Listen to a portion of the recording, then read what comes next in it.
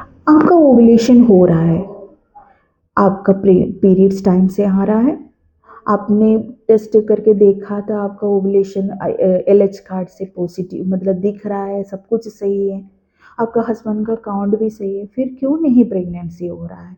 काफ़ी पेशेंट में ये परेशानी रहता है। तो जब हम लोग बात करते हैं इसका 2-3 रीज़न जो 50% पेशेंट में ये रीज़न रहता है प्रेगनेंसी नहीं रुकने का। क्या-क्या रीज़न है?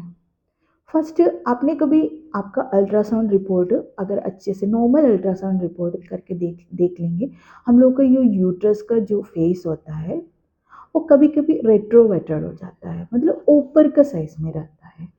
ऐसे लोगों को जो रिलेशन देखने के टाइम स्पर्म अंदर जाने में थोड़ा से प्रॉब्लम होता है। इस कारण से कभी-कभी कोई प्रॉब्लम ना रहते हुए प्रेगनेंसी नहीं रुक पाते। आप अपना रिपोर्ट में पढ़ सकते हैं। यूट्रस का जैसे यूट्रस रिट्रोवेटेड यूट्रस लिखा रहता है उसमें। ऐसे लोगों में क्या करना चाहिए? जब भी आपने रिलेशन रखेंगे, उस टाइम आपको एक तकिया नीचे की तरफ रखना चाहिए और जैसे आप रिलेशन रखने के बाद आपका पैर को ऊँचा करके कम से कम 15 मिनट तक ऐसे लेटना चाहिए। अगर ऐसे करने से ये प्रॉब्लम थोड़ा बहुत आपका सॉल्व हो जाता है। सेकंड जो प्रॉब्लम होता है आपको जैसे अगर आपका वजेनल का वहाँ का पीएच अगर पीएच कभी-कभी मेंटेन नहीं रहा है, पीएच कभी-कभी ज़्यादा रहने से क्या होगा, स्पर्म जब आप लोग रिलेशन रखेंगे, स्पर्म वहाँ जाते स्पर्म पूरा डेड हो जाता है। इसीलिए भी आपको प्रेगनेंसी रुकने में परेशानी आएगा। तो आप वहाँ का पीएच पीएच जो है हमेशा मेंटेन करके रखना चाहिए, तब जाके ये प्रॉब्लम सॉल्व होगा। दूसरा जो है आप कभी नोटिस करके देख लीजिए, कभी-कभी क्या होता है आपको ओव्यूलेशन के बाद जो डिस्चार्ज होता है, कभी-कभी येलो हो जाता है, कभी-कभी डार्क हो जाता है, अ, बहुत ज़्यादा से स्मेल करने लगता है। समझ लीजिए आपको वाजेनल इन्फेक्शन आ रहे है।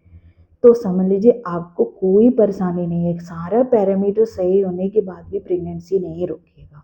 अगर वाजाइनल इन्फेक्शन है, आपका यूट्रस में इन्फेक्शन है, तो कभी आपको प्रेगनेंसी रुकने नहीं देंगे। फिर एक रीज़न है, कभी अपने रिपोर्ट में अल्ट्रासाउंड रिपोर्ट में ये भी देख सकते हो बल्की यूट्रस। अगर नॉर्मली थोड़ा से सूजन है तो कोई दिक्कत नहीं, अगर बहुत ज़्यादा सूजन आपका यूट्रस में तब आपका इम्प्लांटेशन होगा नहीं। अगर इम्प्लांटेशन नहीं होगा तो कहाँ से आपको प्रेगनेंसी पॉसिबल? किसी-किसी केस में अगर यूट्रस में सूजन रहता है, इम्प्लांटेशन होने के बाद भी प्रेगनेंसी खराब हो जाता है। तो अगर आपको ये यूट्रस में सूजन आपने एंटीबायोटिक्स वाला लेने के साथ-साथ हल्दी वाला दूध पी लीजिएगा, तो इन्फ्लेमेशन आपका कम हो जाता है। और कोई रीज़न के बिना बहुत लोगों को ये प्रॉब्लम होता है, कोई रीज़न पकड़ नहीं पाता है, क्या रीज़न से हमारा प्रेगनेंसी नहीं रुक पा रहा है, हस्बैंड का स्पर्म सही है, मोटिलिटी सही है, मोर्फोलॉजी सही है, तभी नहीं। ये 2-3 रीज़न को आप समझ के करिए, हो सकता है आपको प्रेगनेंसी रुक जाएगा।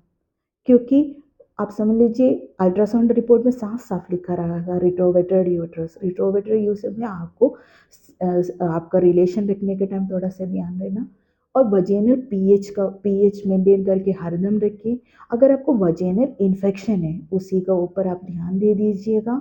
वो इन्फेक्शन को जब तक ठीक नहीं होगा, तब तक आपका प्रेगनेंसी कंसीव नहीं होगा।